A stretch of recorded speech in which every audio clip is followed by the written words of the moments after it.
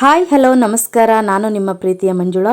ಇವತ್ತು ನೋಡಿ ಗೋಧಿ ಹಿಟ್ಟಿನ ತಾಲಿಪಟ್ಟನ್ನು ಯಾವ ರೀತಿ ಮಾಡೋದು ಅಂತ ಹೇಳಿ ತೋರಿಸ್ಕೊಡ್ತೀನಿ ಫ್ರೆಂಡ್ಸ್.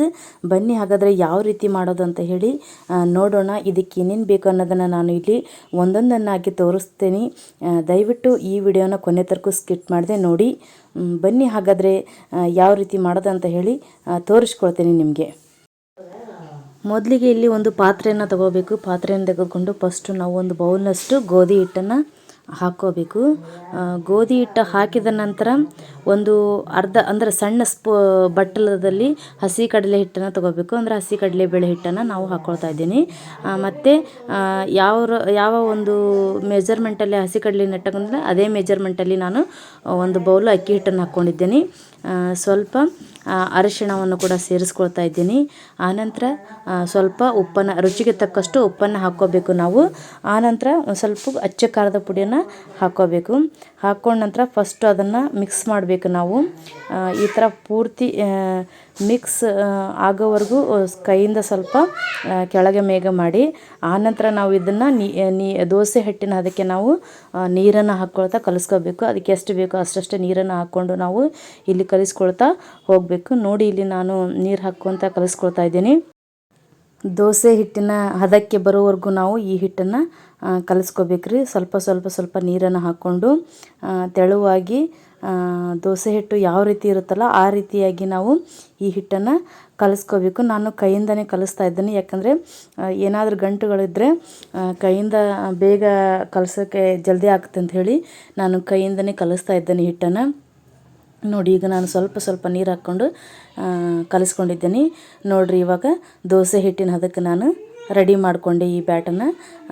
ಈಗ ಇದನ್ನು ಏನು ಮಾಡ್ಬೇಕಂತ ಹೇಳಿದೆ ಅಂದ್ರೆ ಪೂರ್ತಿ ಒಂದು ಸ್ಪೂನ್ ತೊಗೊಂಡು ಕೈಯಾಡ್ಕೋಬೇಕು. ಯಾಕಂದರೆ ಉಪ್ಪು ಖಾರ ಅರಿಶಿನ ಹಾಕಿರ್ತಲ್ಲ ಅದು ಸೌನಾಗಿ ಅದರೊಳಗೆ ಕರ್ಗೋವರೆಗೂ ಒಂದೆರಡು ಸತಿ ಚಮಚದಿಂದ ನಾವು ತಿರುಗಾಡಿಸ್ಕೋಬೇಕು. ತಿರುಗಾಡಿಸಿದ ನಂತರ ಒಂದು ಪ್ಲೇಟನ್ನು ತೊಗೊಂಡ್ಬಿಟ್ಟು ಆ ಪ್ಲೇಟನ್ನು ನಾವು ಮುಚ್ಚಿಡಬೇಕು. ಒಂದು 10-15 ನಿಮಿಷ ಅಷ್ಟೇ ಸಾಕು, ನೆಂದ್ರೆ ಸಾಕು.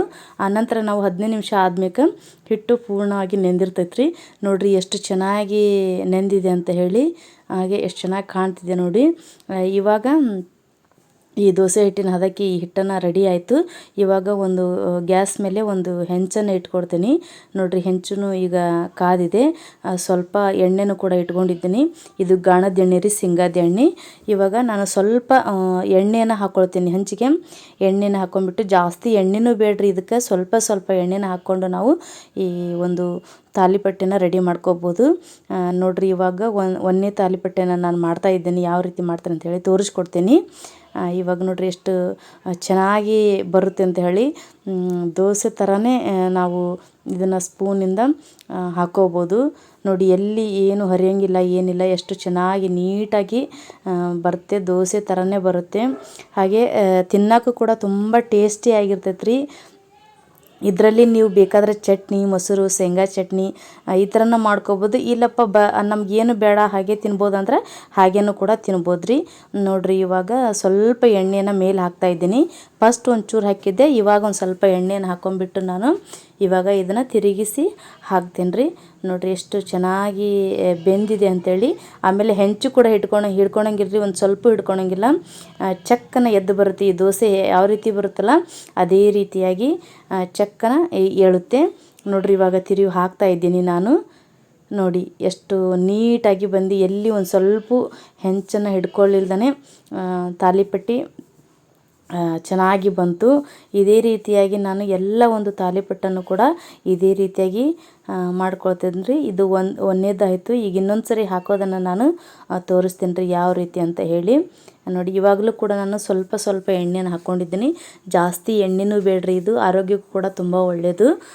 ನೋಡಿ ಎರಡನೇ ದೋಸೆಯನ್ನು ನಾನು ತಾಲಿಪಟ್ಟೆಯನ್ನು ಹಾಕ್ತಿದ್ದೀನಿ. ಅದು ದೋಸೆ ಥರನೇ ಹೊಯ್ಯೋದಕ್ಕೆ ದೋಸೆ ಅಂತ ಬಂದುಬಿಡುತ್ತೆ ಬಾಯಿ ತಪ್ಪಿ. ಹಾಗಾಗಿ ಎರಡನೇ ತಾಲಿಪಟ್ಟಿಯನ್ನು ಕೂಡ ನಾನು ಹಾಕ್ತಾಯಿದ್ದೀನಿ. ನೋಡಿ ಎಲ್ಲಿ ಒಂಚೂರು ಸ್ಪೂನ್ಗೆ ಅಂಟಿಸ್ಕೊಳ್ಳೋಂಗೆ ನೀಟಾಗಿ ದೋಸೆ ಥರ ಬೀಳುತ್ತೆ ಹೆಂಚು ಮೇಲೆ. ನೋಡಿ ಈ ಥರ ಇದನ್ನು ಮಾಡಿಕೊಂಡು ಮತ್ತೆ ಒಂದು ಸ್ವಲ್ಪ ಎಣ್ಣೆಯನ್ನು ಹಾಕ್ಕೋಬೇಕು ನಾವು. ಬೇಗ ಬರುತ್ತೆ, ಇನ್ನೇನು ಜಲ್ದಿ ಆಗುತ್ತೆ. ಬೆಳಗ್ಗೆ ನಮಗೆ ಬ್ರೇಕ್ಫಾಸ್ಟ್ ಮಾಡಲಿಕ್ಕೆ ಬೇಜಾರಾದರೆ ಈ ಥರ ಮಾಡಿಕೊಂಡು ನಾವು ಒಂದು 5 ನಿಮಿಷದಲ್ಲಿ ರೆಡಿ ಮಾಡಿಕೊಂಡು ಮಕ್ಕಳಿಗೆ ಕೂಡ ಕೊಡ್ಬೋದು. ಮಕ್ಕಳು ಕೂಡ ತುಂಬ ಇಷ್ಟಪಟ್ಟು ತಿಂತಾರೆ ಇದನ್ನು. ನೋಡಿರಿ ಇವಾಗ ತಾಲಿಪಟ್ಟಿನೂ ಕೂಡ ರೆಡಿ ಆಯಿತು. ಮೊಸರು, ಶೇಂಗಾ ಚಟ್ನಿ, ತಾಲಿಪಟ್ಟಿನೂ ಕೂಡ ರೆಡಿ ಆಯಿತು. ಬೆಳಗಿನ ಬ್ರೇಕ್ಫಾಸ್ಟು ಕೂಡ ರೆಡಿ ಆಯ್ತು ನೋಡಿರಿ. ಓಕೆ ಫ್ರೆಂಡ್ಸ್, ಇವತ್ತಿನ ವಿಡಿಯೋ ಇಷ್ಟವಾದರೆ ಒಂದು ಲೈಕ್ ಕೊಡೋದನ್ನು ಮರಿಬೇಡಿ. ಧನ್ಯವಾದಗಳು.